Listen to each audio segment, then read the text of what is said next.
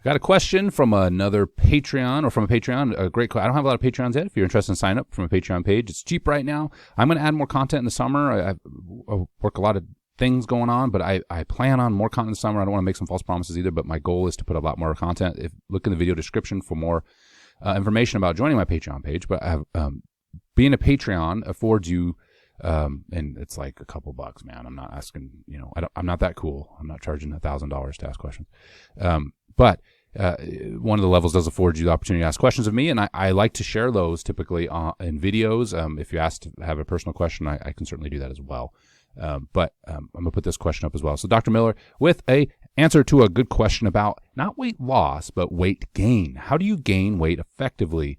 And both in the sense of this question was framed as a hard gainer, which is a real, typically men have a difficult time gaining. Leaner men typically have a hard time gaining mass. We'll talk about why that might be. Or just gaining mass in general, in I'll say good weight, right? I haven't met, I'm trying to think of anybody I've ever met, I've worked with in 20 years of coaching that wanted to gain body fat. I said, man, I'd really like to gain a lot of body fat. That's my goal. Most people want to gain lean mass, right? Body fat doesn't have any contractile properties, although I might put a video up about that, which I think is quite hilarious. But anyway, so, how do you gain mass and how do you gain it for hard gainers? So I'm going to break this into two pieces. The first one is this. I'm going to start with just general weight gain. The idea of massing has two ideas from what I've seen over the years. One is the more traditional bodybuilding massing, and there's different people that have different ideas on this. And that type of massing is more aggressive. So the idea that you would gain 1 to 2 pounds a week potentially, that's hauling, but you could gain that much, like on the 2-pound edge. And then over the course of probably 8 weeks, you start to gain so much weight that you become a little bit more not a little bit, but again, that's very subjective and very ambiguous, but insulin resistant. Overall, your body is less likely to gain mass. You gain on some body fat. So you kind of, in a very simplistic way, think, you're preparing the body to gain muscle mass would have to create a situation where your body would want to incorporate more calories. If you have a readily high supply of calories all the time, yes, you will gain lean mass, but you also gain body fat more readily. So it's this kind of back and forth. This goes with a lot of things, right? I'm going to use this as an example only. I myself do not do this, just if there's like, oh, is he natty or is he on the sauce? If you see me, it's very clear I am natty. But I'm not condoning anabolic steroid use. I'm just using as an example. Okay. When you cycle on anabolic steroids, the receptors that receive those steroids and the glands that make the endogenous testosterone, they become downregulated over time, and in particular the receptors are the issue. And so you can make a lot more. Type 2 diabetes would be a similar type of situation where if somebody's insulin resistant, they have plenty of receptors initially, but over time those receptors start to become damaged and affected by poor dietary choices, whether that's fat storage inside the cell that's interfering with it, or the visceral fat stores releasing fat, all these different mechanisms. The bottom line is that you have a lot of hormone, but you don't have a lot of effect. Same thing could likely happens during overtraining, true overtraining, where you have a release of epinephrine and norepinephrine, but you don't have the receptors to receive it. So again, our body has this kind of this place it likes to live, and you can make it more sensitive and then hit it hard and take advantage of that extra sensitive time, and then you're going to need to back off. And the same thing, the true is in general physiological idea is that the same thing with weight gain. So for starters, you'd want to be fairly lean. Like, you don't want to start gaining mass. It won't be as effective. I'm not saying it won't be effective, but you won't gain lean mass as readily if you're already carrying a lot of body fat. Traditionally, it's, getting down into the teens is a good idea. I'm probably not as strict, but I do believe in some sort of primer cut. You should cut. The bigger you are, the longer the cut, but you should cut for a time. Cut meaning reduce your calories, be losing some weight, prepare the body 4 to 8, maybe even 12 weeks of full cut. But at least some sort of primer cut. If you're already fairly lean, I would still recommend doing a couple weeks if you haven't been. Now, you don't go too long. Obviously, if you're already lean, you don't need to do a tremendous amount of cut, but just some sort of primer in order to be physiologically sensitive to gaining mass. So that'd be step one. And then step two, again, this idea of an all-out assault mass where you're going to gain body fat and you accept that in 8 weeks, kind of circling back around to what I was talking about, 8 weeks, you're going to have to cut the mass off, maintain for at least 6 to 8 weeks. You want to maintain that lean mass. So you want to think of the word stabilizing. We talk about this in training residuals, stabilizing the training residuals. Like if somebody's new and lifts weights for 6 weeks and then stops, they're going to lose all their strength gains. But somebody's lifted weights for 6 years and stops training for 6 weeks, they'll lose a little bit of strength gains, sure. But they're not going to lose all their strength gains because that strength has been stabilized, and the stability comes through, again, physiological things. You might have myelinated nerves. You might have increased cross-sectional area, more actin and myosin. It's going to take time for those things to be absorbed and disappear. What we lost potentially is maybe some of that hypertrophy, but some of the coordination of movement, things like that. Again, depending on how long the time frame is. There's a good study on runners that had broken legs and 84 days of doing nothing, and they lost performance, but they didn't lose all their performance because they had been running for a long period of time before that. It's an old study. It was Costco in 1984, if I comes to mind, something like that. Cool study. I was interested in training residuals for a long time. Isurin does a good job of talking about that. I think is it his block training book? There's 2 of them, right? I think the first one. Anyway, sorry, I got derailed. I get that a lot. I do that a lot. So back to this idea of gaining mass.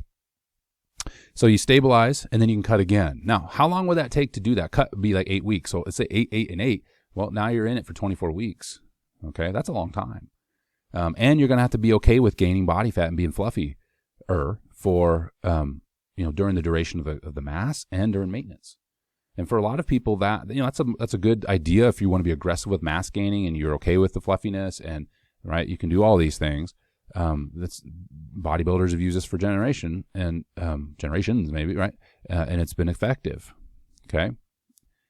For most people that I work with, that is not how I mass them. I do what's called a slow mass, and you have to be careful with this because it can be a nothing is happening mass if you're not careful. But essentially, the rate of gain is less, and depending on how big somebody is, I may have only had them gain 1 to 2 pounds a month. Right? And that tolerance has to do, 1 to 2 pounds a month or 4 pounds a month or 3 pounds a month, right? Again, where you fall on that range depends on how comfortable you are with being fluffy, how aggressive your weight training program is. I have many clients that are doing like more cardio-based type of training, more HIIT type of training, right? But there isn't a traditional bodybuilding progressive increase in volume of resistance training over time, and they're trying to gain mass. That's not an effective way to do something. So I always try to push really hard at least 3 times a week of some aggressive increases in progression in weight training. I don't mean aggressive like huge jumps, but there's some sort of progression going on. Like you're going to lift more reps next week than you did this week over time, right? And that's what's going to build the mass. So if you're providing the calories, you need to have a stimulus that's going to give you some return on those calories. So make sure the training program is aligned with what you're doing. So in a slow mass, it depends. Like somebody says, well, I really don't want to be fluffy through the summer, or I don't want to gain a lot of body fat, but I want to gain mass. You have to be honest and say, well, you're not going to gain it fast. The aggressive way is going to be more aggressive. You're going to gain lean mass faster by doing the aggressive 8-week cut, accepting that you're going to gain 10 pounds, right, in that 8 weeks. All right. In a slow mass, you're going to gain 10 pounds in maybe 10 months. Okay. But there has to be some sort of movement. There has to be an improvement. If you're not gaining any weight, then you might be recompositioning, but you're not gaining lean mass. Are you going to gain some body fat along the way? Sure. But it's more of a, increase in the little plateau increase. So if you get, I gained 2 pounds. Okay. Let's just stay there for just, like 2 weeks or so. Okay. Let's go ahead and increase it. Over time though, you start to gain muscle mass and don't have quite that, increase in body fat. It's still a good idea to do some cuts. So even if it's a 2-week cut every once in a while to regain sensitivity, because you are increasing calories over time. You'd be surprised how many calories you're piling in over the course of 3 to 4 months, even where you start to where you finish, just to make the needle move. If your training progression is going, progress is going up, volume is increasing over time, you should see your food intake go up along with the program. And so they move together. And so instead of being disjointed where your calories outstripping maybe the volume that you're training with a little bit, and you may be okay with that, that's effective. I'm not saying it doesn't work. It's just something that you may not want to do. And it's easier to dive off of a slow mass, meaning you can say, look, I don't want to gain any more weight. I'm good. I'm going to stay here and just maintain or do a little cut, than it is to get into one of these bigger masses for 6 weeks and have piled on a lot of body fat and say, I'm not really into this. It's like, well, you're in it now. And if you want to maintain any of the lean mass that you have accrued, it'd be a good idea to go in mass and carry that body fat for at least 6 weeks before you cut again, right? You're in it. Okay. Well, the slow mass gives you a little bit more. It's like the month-to-month option with no penalties if you withdraw, as opposed to committing to a longer-term cycle. Okay. So you have to figure out which one you want to do. All right. So that's my advice on general massing is you have to increase calories. You absolutely have to. Okay. And I'll come back to the calorie consistency in just a minute. The second group, hard gainers. So it's like, well, the slow mass, right? It's not working. The simple answer is increase calories. Okay, that's it. Periodic increases in calories that are more aggressive. So the more traditional approach might be a good idea. Okay, so the slow mass may be too cumbersome to do because the amount of calories that you have to consume consistently may be too high. It may be, what I'm getting is, may have to have periods of significant increases in calories for a short burst because it's expensive, and you don't eat that much all the time, and then go into a maintenance that is going to be higher in calories than it was originally at your original baseline, but it isn't this kind of slow meat grinder of calories that you might have if you're doing a slow mass. Okay, I'm not saying the slow mass can't work, but it's kind of like being exposed to a stimulus for a longer period of time, and if you're a hard gainer, that stimulus is going to be pretty high. All right, we're doing the traditional approach of, and what typically is going to happen is you're going to do that aggressive gain and then go into your maintenance phase, and you're going to probably start to see some body composition changes that are a little bit faster than your average person. You're going to have a harder time holding on to the weight than somebody who isn't a hard gainer, and so you won't carry. What I'm getting at is you won't carry as much body fat typically as somebody else. Now, those are all theoreticals, and I don't have any research data to support that. That's just more, okay, watching people gain weight and what works and what doesn't. I have had those that have slow gained as a hard gainer that have done slow and liked it. It really is just trying to figure out what works for you. That sounds very non-committal, I realize, but I'm just offering some ideas because I don't think there is a one-size-fits-all for hard gainers, certainly. For most people that aren't hard gainers, somebody's had a hard time gaining weight. Usually lean men, and one of the reasons that is, by the way, I mentioned I would say why at the beginning is, we talk about metabolism. One of the things that tends to happen if you're long and lanky, you lose body heat faster. So you're going to run hotter. If you ever notice somebody who's long, like I'm built like a refrigerator box. I have little T-Rex arms, and I'm shaped like a recticon. That's a new species of dinosaur they found. A rectangle. So I have little bitty legs, little bitty arms, and a super long torso. So I don't have a lot of surface area for my guts, right? I have more guts than I do surface area ratio. And so I hold body heat a little bit more, right? I don't have that surface area that consistently lose body heat. In fact, when I work out, I heat up really fast because it's kind of like I'm like a little child when it comes to my surface area. That's why children, you have to be careful with them because they don't have a lot of surface area per guts. They don't sweat real well. But if you're one that's long and lanky and your cylinders are small and you have long limbs, then it is going to be harder for you to gain typically. And some of it has to do with what I just described is you have more surface area and so there's more heat dissipation. So your metabolic rate as a result is going to be higher. Now, some people would love to have that problem and others, that are hard gainers and like to gain mass that see that that's a challenge. And so it is going to require more calories, and just depends how you want to do it. If it's easier to do this high bolus of calories and then like a traditional mass and then bring it back down a little bit, if that's easier to deal with than the slow increase in calories of high levels of calories all the time, then that may have to happen. Okay. All right. So in terms of what would the macros look like what do you push? Number one, obviously, is protein. If you're trying to gain mass, you want to be at that 2 gram per kilo per day level. Okay, some of the research literature says even higher the better. Now, I've seen studies was like 5.6. I've had people that are clients that would eat like 250 grams per day, and they do not weigh that much, right? And so you can get carried away with this. More is not always better, and it's from what I've seen. This is my observation, and just some little bit of research that we have. It's scaled, so you can, like anything else, you can start lower. You can start at 1.5 and work you up to 2. I think 2 is a good place to be, though, in terms of protein intake per day while you're massing in particular. Okay, when you increase, so once you've hit that, okay, increase the calories then. So have your basic general rule of thumb that I follow, and I'm going to switch units on you just to make, this is just the way my brain works, is 15 grams of fat per 50 pounds of body weight. That's a good baseline to have for body fat. Some can get away with a little lower, some can a little bit higher. That's just a good place to start. And then from there, you can increase fat as you need calories, but increase it from the carbohydrates, healthy carbs. Okay, bring it from the carbs because insulin is a anabolic hormone. And so having more carbs is going to serve you better. Now, again, this is across the board. Some may react a little bit more fat. Fat supports hormone function. All right. It's a correlation study. It's one of my favorites. I think I've mentioned in other videos, is by Volek 97, I think, where, they ate a lot of saturated fat and their testosterone levels was like 0.87 correlation, right? Testosterone levels per intake of fat, saturated fat intake. So it was like anytime you eat cheese, I'm just getting my T levels up, right?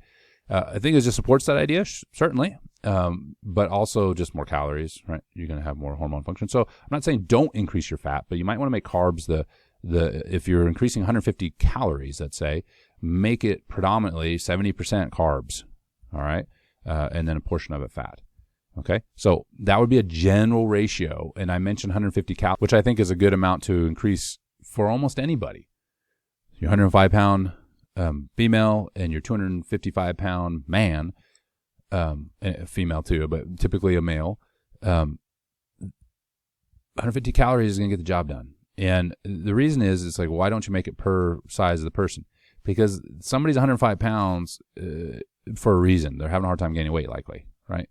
And so 150 is a good low end range for them to gain weight. The 250-pound person, you're probably going to increase those 150 calories faster. In other words, you're going to have more frequently increasing. But I would rather stay behind gaining too fast, because likely that bigger person is going to eat more. They're going to eat more cheat meals, or off-plan meals, etc. Where the 105-pound person probably doesn't.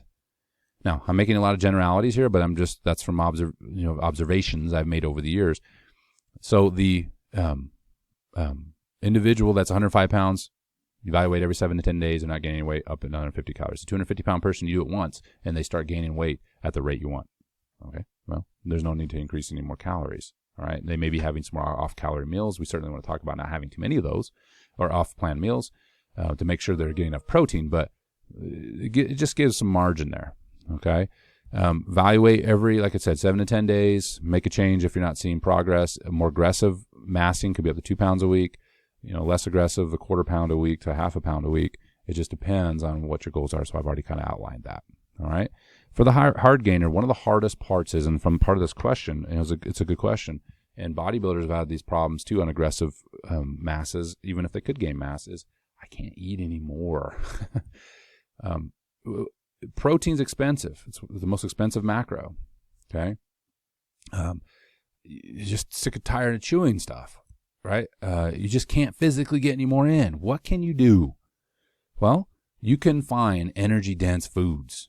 Okay, and I'm going to use this as an example, as an extreme example. If you know what an MRE is, right? It's basically a field ration. Has an exorbitant amount of sodium in it and calories. I'm not saying it's healthy. Okay, it's not meant to be per se. It's meant to, if soldiers out in the field trying to survive, and it's something you can just pound real quick and have enough calories and make it through the day, because you might not eat again, right? Or the next day, or whatever it might be. The point is the energy density. Find foods that are energy dense. So, eating a grapefruit versus a banana is a very different fruit selection, right? That grapefruit does not have near the energy density as the banana. So when you're making food choices, especially when it comes to fat and carbs, finding things that are more, I didn't say unhealthy per se, I just said things that are more energy dense, and selecting those foods so you can eat more of them, right? Or when you do eat them, you get a lot, if you're eating frequently in a day, you're going to get a lot of calories per the amount of food that you eat.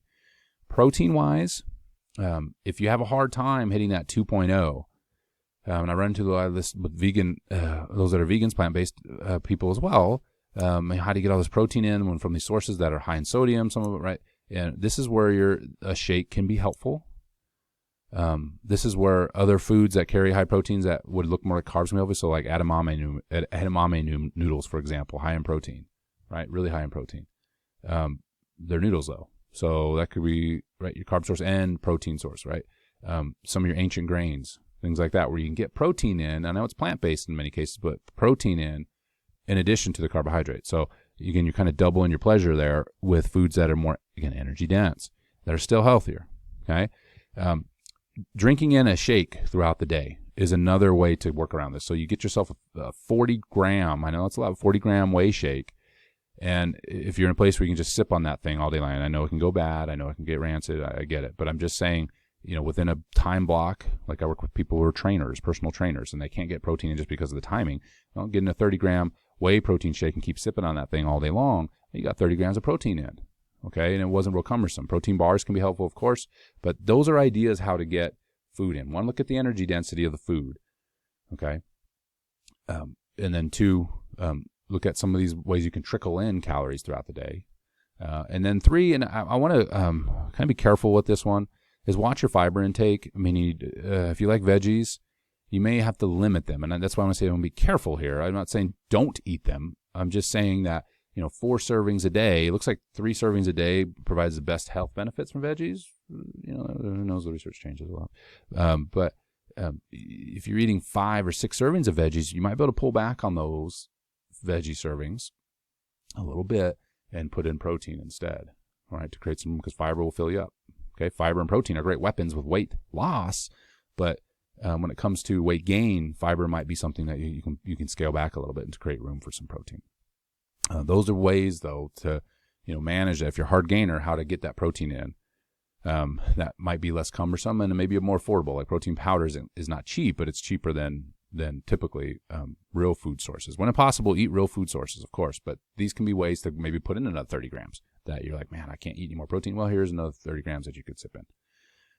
And then having those times, again, where you maybe looking at more than the slow mass, right? I think for a hard gainer, the more aggressive mass probably is going to be the better. I'm not saying it is, but it's probably going to be a better approach just because you can be more aggressive. Maybe you identify that you have 2 months, you can really get after it with food, with, work is going to allow it to happen, whatever, you're in a good place to do this, whatever it might be.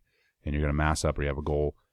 And then you can pull back to a maintenance that maybe is a little bit more sustainable and realistic financially, but also in just terms of how much food that you're consuming. It's still going to be a higher caloric intake than it was before, but it's not as cumbersome as a slow mass would be, like the slow grind. And again, for a hard gainer, you might have protein intake go even higher. You might be pushing 2.5, right? A lot of protein. This is where these other ways of getting protein in are going to be really helpful.